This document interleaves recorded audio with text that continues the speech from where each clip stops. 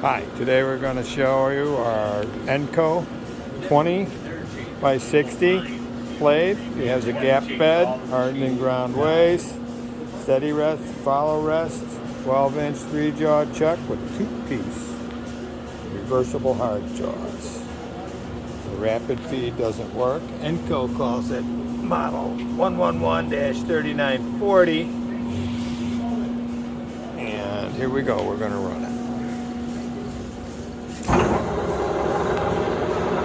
Nice little lathe. What RPM we going here?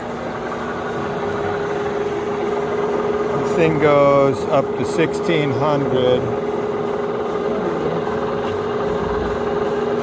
RPM. Doing a feed now. We can switch that to the cross slide.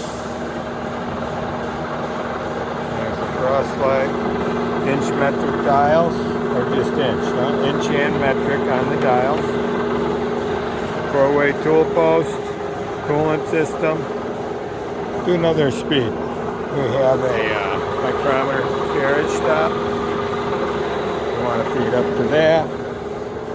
Come down around here, leveling feet, tailstock, coolant pan, chip pan.